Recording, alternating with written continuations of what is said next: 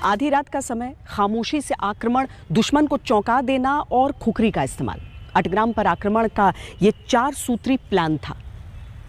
गोरखा सैनिकों को आगे बढ़ते हुए सुरमा नदी को भी पार करना था।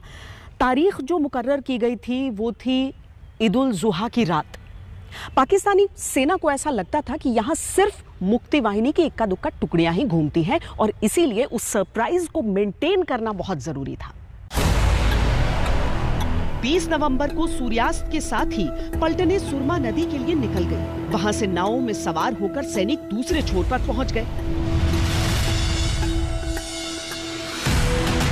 नदी के आसपास के इलाके की मिट्टी में नमी इतनी अधिक थी कि दलदली जमीन पर आगे बढ़ पाना मुश्किल हो रहा था। मिशन था बॉर्डर पर तैनात सैनिकों की नजरों से बचते हुए खामोशी से दुश्मन के इलाके में दाखिल हो जाना।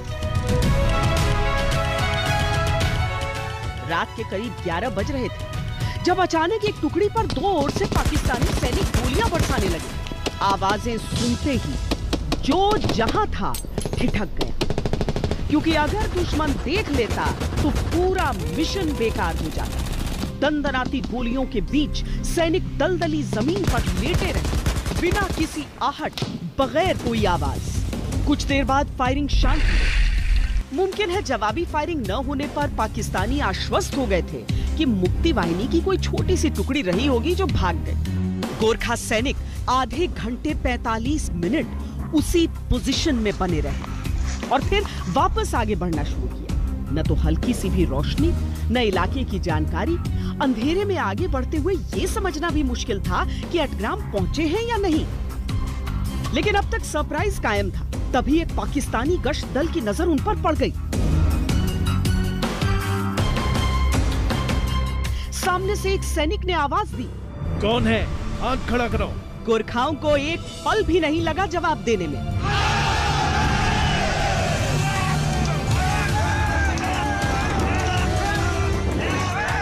पाकिस्तान को कुछ देर के लिए समझ ही नहीं आया कि यह कैसे हो गया। वो मोर्चे से अंधाधुंध गोलियां बरसाने लगा, पर गोरखा सैनिकों की तो खुखरी ही काफी थी। पाकिस्तानी सैनिक गोरखा वीरता के आगे कट कट कर बिखर रहे थे। लड़ाई इतनी भीषण थी कि भारतीय सैनिकों ने पाकिस्तानी सेना के एक मेजर को गुत्थम गुत्था की लड़ाई में जान से मार दिया। पाकिस्तानियों के मन में गोरखा सैनिकों का ऐसा खौफ भर गया कि वो अपने हथियारों और बाकी साजो सामान को छोड़ छोड़ कर भाग गए।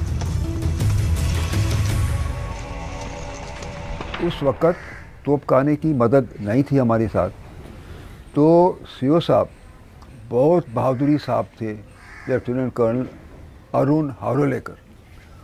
उसने विचार किया कि सरप्राइज अटैक करेंगे रात के टाइम में और खुखरी इस्तेमाल करेंगे। और उस वक़्त खुखरी बहुत चलाया, काफ़ी दुश्मन को हमने मार दिया खुखरी के साथ। तो डर पैदा हुआ था पाकिस्तान में कि इनसे मुठभेड़ करना, लड़ाई मत करना, क्योंकि हमारा सिर निकलेंगे। हमारे वीर योद्धा ने दुश्मन के नज़दीक पहुंचकर अपने हाथ में खुखरी लिए और आयो गोरखाली का नारा लगाते हुए दुश्मन पर टूट पड़े।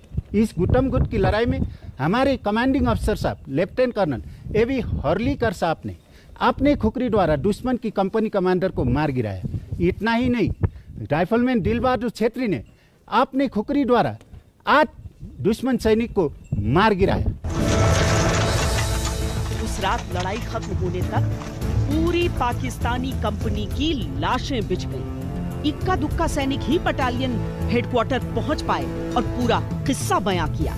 लेकिन अटग्राम की भीषण लड़ाई में 45 गोरखा राइफल्स ने 2 अफसर, 1 जेसीओ समेत कई सैनिकों को गंवा दिया था।